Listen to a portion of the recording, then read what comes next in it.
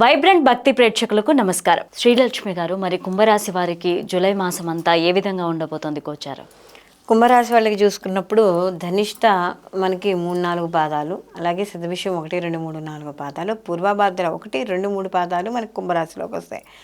అయితే కుంభరాశి వాళ్ళకి కానీ చూసుకున్నప్పుడు ఈ పర్టికులర్ జూలై మాసంలో వీళ్ళకి రాశ్యాధిపతి శని భగవానుడే జన్మలో వక్రీకరించడం. అందులో ఏనాడు శని యొక్క ప్రభావం వక్రీకరిస్తే మనకి వ్యయ స్థానాన్ని చూస్తూ ఉంటాడు.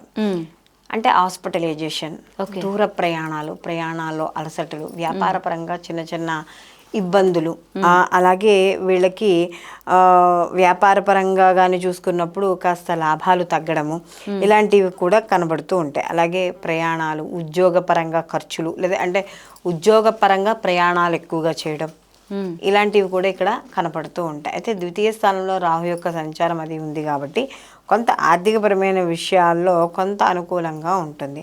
అలాగే ఏమైనా లోన్స్ అలాంటివి పెట్టే విషయాల్లో వాళ్ళకు కూడా అనుకూలంగా ఉంటుంది. సంతానపరమైన విషయాల్లో కూడా కొంచెం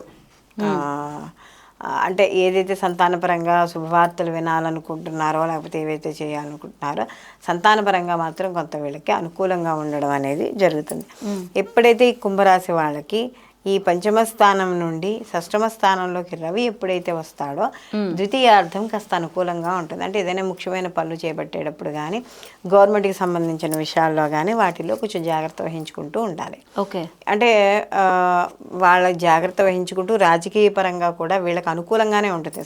అంటే అది కూడా ద్వితీయంలో ప్రథమార్థం అంతా కూడా కొంత ఇబ్బందిగాను, సంతానపరంగా కూడా చిన్న చిన్న ఇబ్బందులు, ముఖ్యంగా ఏవైతే స్థిరచరాస్తులు ఇలాంటివి కొనుగోలు చేయాలి. ఎందుకంటే అష్టమంలో కేతు యొక్క సంచారం అనేది నడుస్తుంది కాబట్టి ఇక్కడ వీళ్ళకి కొంతవరకు అనుకూలంగా రావడానికి, అంటే ఏ పని చేసినా కూడా పనిలో ముందుకు వెళ్ళాలి అని ఖచ్చితంగా అనుకుంటే మాత్రం వీళ్ళు ప్రతిరోజు లక్ష్మీ గణపతిని ఆరాధన చేసి లక్ష్మీ గణపతికి గరికను సమర్పించాలి.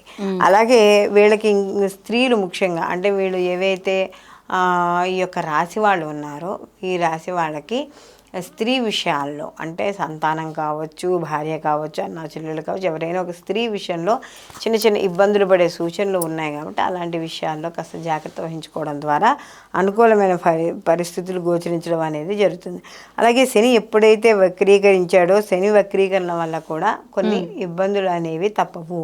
కాబట్టి ఈ రాశి వాళ్ళు, కుంభరాశి వాళ్ళు ఏనాడు శని యొక్క ప్రభావము, అలాగే ఈ యొక్క శని జన్మలో వక్రీకరించి వ్యయ స్థానాన్ని చూడడం వల్ల వీళ్ళకి ప్రయాణాలతో పాటు ఖర్చులు ఇవన్నీ కూడా ఉంటాయి. విద్యార్థులు ఎవరైతే ఉన్నారో వాళ్ళు తప్పనిసరిగా శ్రద్ధ బట్టి వహించి చదవాలి, లేకపోతే మంచి ఉత్తీర్ణత సాధించడం అనేది చాలా కష్టంగా మనం కుంభరాశి వాళ్ళకి చెప్పవచ్చు. వీళ్ళు మరిన్ని మంచి ఫలితాలు పొందడానికి వీళ్ళు ప్రతిరోజు కూడా వీళ్ళు గురుచరిత్ర పారాయణ చేసుకోవడం, ఇంట్లో ప్రతిరోజు 3 సార్లు హనుమాన్ చాలీసా పారాయణ చేయడం ద్వారా మరిన్ని మంచి ఫలితాలు పొందడం అనేది జరుగుతుందమ్మా. ఓకే.